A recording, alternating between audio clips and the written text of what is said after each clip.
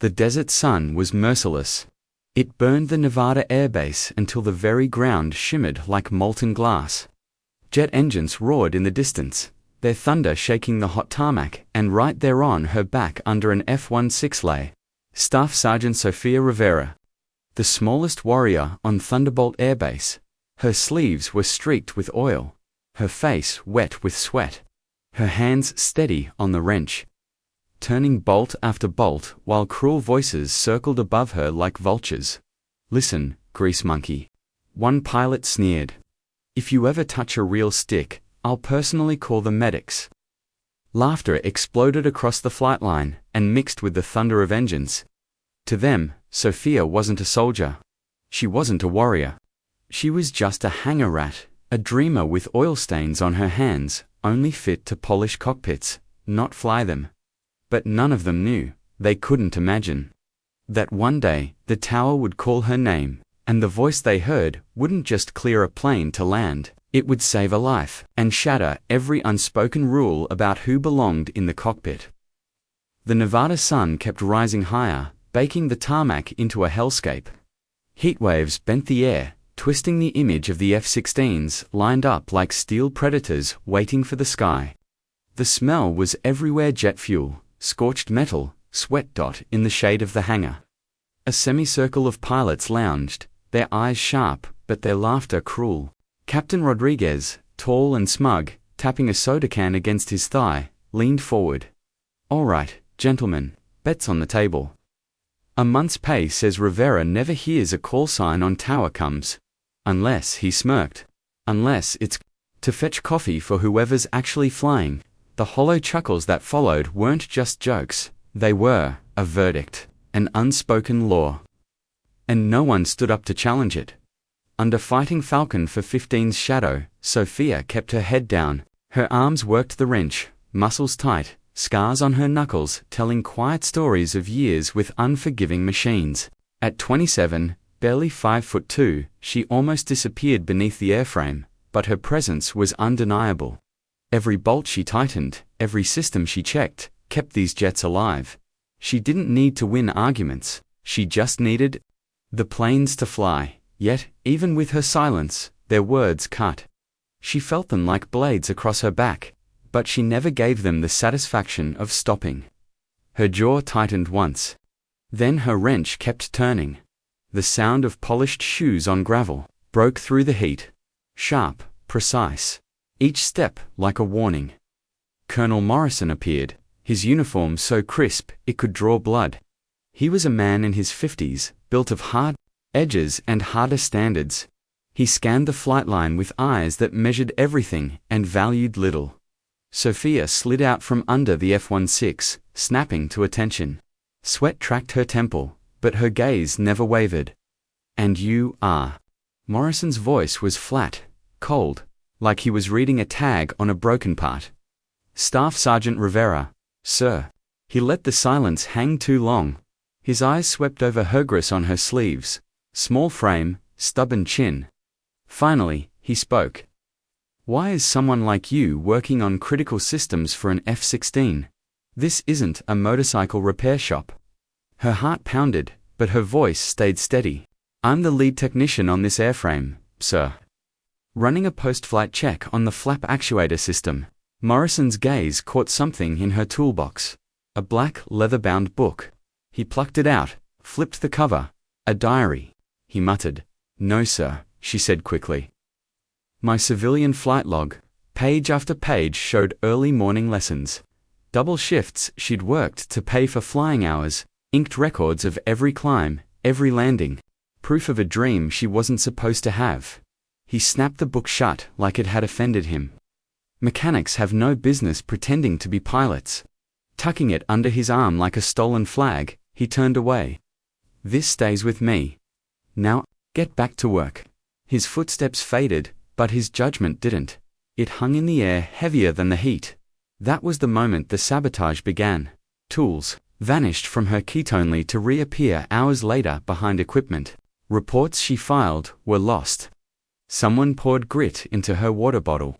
Each petty act carried the same message. You don't belong here. By the second week, Her name was whispered like a warning.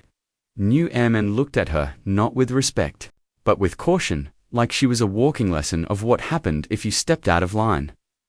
Sofia ate alone. Worked alone. At night, she walked the fence perimeter while the floodlights glared down on the parked F-16s. They gleamed like untouchable beasts. And she was the ghost in their shadow.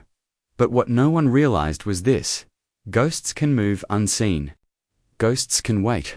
And when the moment comes, they can strike harder than anyone expects.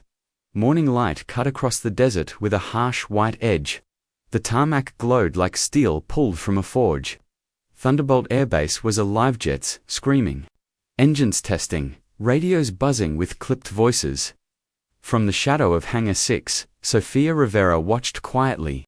She had gotten used to being invisible. Used to the way people looked through her, or worse, over her. But today, something caught her attention. The metallic snap of a checklist. Pages turned too fast. Too careless. A young pilot moved along fighting Falcon 415, the same jet Sofia had been working on.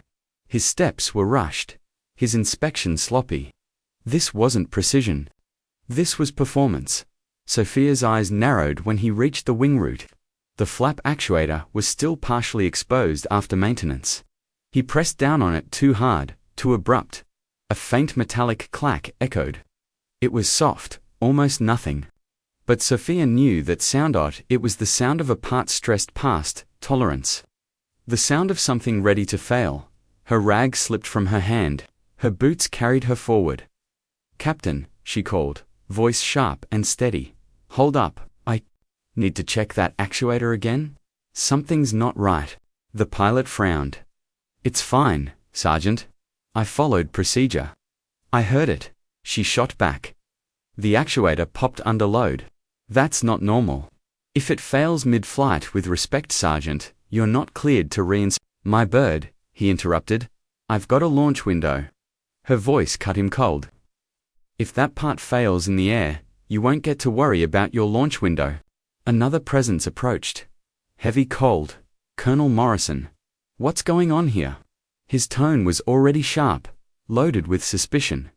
"Nothing, sir," the pilot answered quickly. "Just about to taxi." Sofia stepped forward. "Sir, I believe there's a defect in the flap actuator. I need clearance to re-inspect before enough." Morrison raised a hand and cut her off. "You have an assignment, Staff Sergeant. Return to your post." His shadow swallowed hers. His words slammed like a gate in her face. Sofia froze. Every nerve in her body screamed to fight, to argue. But the chain of command was a cage, and Morrison held the key. She watched as Fighting Falcon 415 rolled out.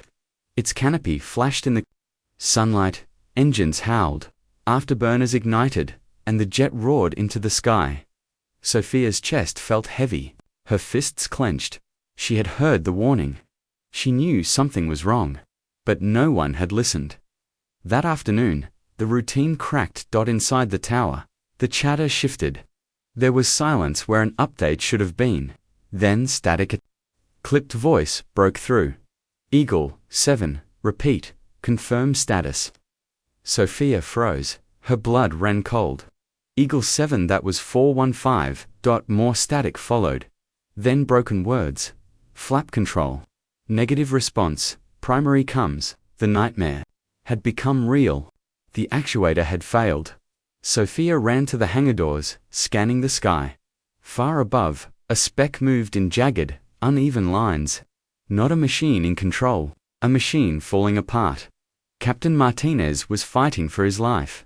For Sofia, there was no hesitation. She grabbed her toolkit, slung it over her shoulder, and ran. Her boots struck the tarmac as she sprinted toward the control tower. She slipped through a maintenance corridor and into the communications room. Racks of electronics buzzed. Around her, one glance told her the problem: the backup comms array was unstable. Status lights flickered. A single black lead hung loose, copper edges scorched from arcing.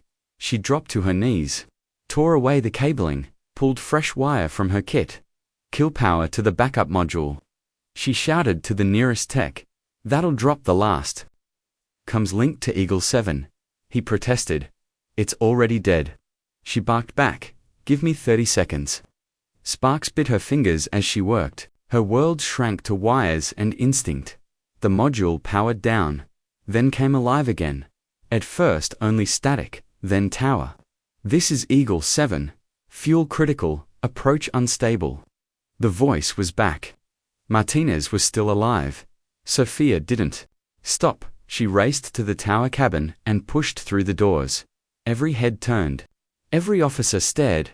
Colonel Morrison's glare cut through the air. Staff Sergeant Rivera. You are out of line. Sofia didn't falter. I reconnected your backup channel. You've got partial comms now. You were not authorized to. Morrison started. She cut him off. You want him down alive, or not? The room went still. Even Morrison had no answer. Sofia reached for the spare headset, because at that moment, authority didn't matter. Lives did. The headset felt heavy in her hands. Not because of its weight, but because of what it meant. One wrong word, one wrong instruction and a man could die in the sky. Sofia pressed it to her ear. Her chest pounded, but her voice came out calm. Eagle-7, this is Thunderbolt Tower. Do you copy? Static cracked through the line. Then, a broken reply. Tower. Reading you barely. Controls compromised. Fuel low? It was Captain Martinez. Alive, struggling. Sofia closed her eyes for a second. She pictured the jet in her mind, the very one she had worked on, system by system, bolt by bolt. She knew it better than anyone else on that base. Her eyes opened. This is Staff Sergeant Rivera, she said firmly. I've worked on your bird. You've lost flap control. Hydraulics are gone. But I can get you down. The room froze. Officers stared. Technicians stopped moving. Even Morrison's glare didn't stop her. It wasn't protocol. It wasn't her place, but it didn't matter. A life was on the line. Listen carefully, she said. Red lever, auxiliary flap release, 2-stage system. Push forward and hold for 3 seconds. Breathing echoed through the comms. Martinez's voice strained. Copy trying. Far above the desert, the jet lurched. The tower held its breath. Good, Sofia said. Now drop your speed, slowly, not all at once. In increments, the radar showed the F-16 dipping, shuddering, fighting itself. Martinez's voice broke through again. Partial response, still unstable. Sofia didn't hesitate. Abort primary runway, divert to secondary. Arrestor cable is ready, bring her in. The tension in the tower thickened. Every eye followed the radar. Every second stretched like an eternity. Then, the jet appeared on the horizon. Too fast, too unstable. Martinez, Sofia commanded, her voice steady as stone. Drop the tail hook. Now, for a moment, nothing. Then metal tore across the strip. The hook slammed into the cable. The jet jerked violently, momentum ripping. Against steel, it screamed across the runway, then stopped. Tower, Martinez's voice came, weak but clear. Eagle-7 down, safe. Relief flooded the tower. Applause broke out, shouts echoing in the glass room. Sofia lowered the headset. She didn't smile, she didn't cheer. She simply turned and walked toward the stairwell, steady and silent. For her, it wasn't glory, it wasn't victory. It was survival. Hours later, the debrief began. The room was packed. Every eye fixed on Captain Martinez. He stood tall, but his voice was raw. Eagle-7 went up for training today. Midway, I lost flap control and comms. I was running out of fuel. And out of options. His gaze swept the room. She came on the channel. Staff Sergeant Rivera. She knew my aircraft systems better than anyone. She guided me through a manual override I had never even used. I'm alive because of her. The room went silent. Then Martinez continued, stronger. This time, I've submitted a formal recommendation for Sergeant Rivera for the Air Force Commendation Medal, and for immediate entry into officer training. Gasps rippled through the room. The same men who had mocked her days earlier now sat stunned, unable to speak. Sofia stood quietly, No words, no smile. Her silence was stronger than any defense she could have given. That evening, a knock came at her quarters. She opened the door. Colonel Morrison stood there, her black leather logbook in hand. His voice carried no arrogance now. "Staff Sergeant, I was wrong. My judgment was flawed." He extended the book. "You'll report to the training office at 0800. For the first time, his eyes held respect. Sofia took the logbook. She didn't thank him. She didn't need to, because the skies had already spoken for her. The training field wasn't glamorous. It wasn't polished like the main flight line. It was harsh, scorched asphalt, a rattling tower, prefab classrooms. That baked under the desert sun. For Sofia Rivera, it was the beginning of everything. She stood in a fresh flight suit, her black logbook clipped to her board. No grease on her hands now. No shadows to hide in. Only the weight of expectation and the fire of a dream. She refused to let go. The first drill seemed simple. Takeoff, pattern flight, landing, but halfway through the final turn, her instructor's voice snapped over the radio. "Engine failure. Respond." Sofia's hands moved instantly. Throttle back. Rudder. Compensate.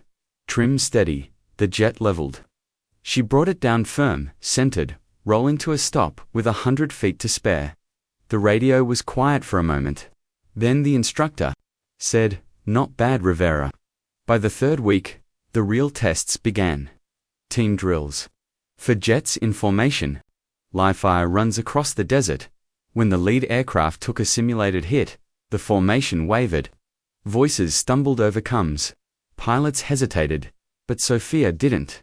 She slid into position, filled the gap, locked onto the target, and fired within the window. Her missiles hit. Her team held together. She was no longer just the hangar rat. She was the one others depended on. The final evaluation was brutal. A test platform with unfamiliar controls, unpredictable systems. Halfway through, an alert flashed: actuator signal loss, the same kind of failure that had nearly killed Martinez. This time, Sofia stayed calm. She ran diagnostics, isolated the fault, adjusted inputs manually. By the time her wheels hit the runway, the system had stabilized. Her landing was hard, but safe. She climbed out of the cockpit, sweat soaking her suit. And for the first time, she allowed herself a quiet smile. The ceremony that followed was simple. No banners, no speeches. Just the sound of an F-35 tearing across the sky above them. Colonel Morrison stood with an insignia box in his hand. He slid it across the table. "Staff Sergeant Sofia Rivera," he said, meeting her eyes. "Welcome to the Officer Corps." There was no mockery in his voice, only respect. Captain Martinez pinned the new bars to her collar. He grinned. "Lieutenant, you've got lead next month in the joint exercise. Don't make me regret it." Sofia's lips curved into the smallest smile. "Wouldn't dream of it, Captain." That night, she walked to the far end of the runway. The lights faded behind her, and above her stretched a sky full of stars.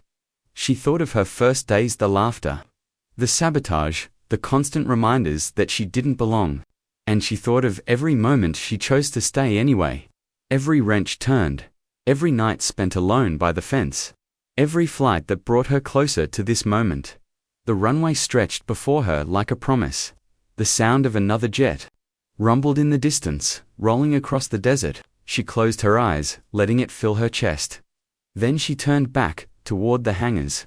Her new officer bars catching the light. Not with shine, but with the weight of something earned, because Sofia Rivera had proven one truth the world would never forget. You don't need permission to fly. You only need the courage to take off.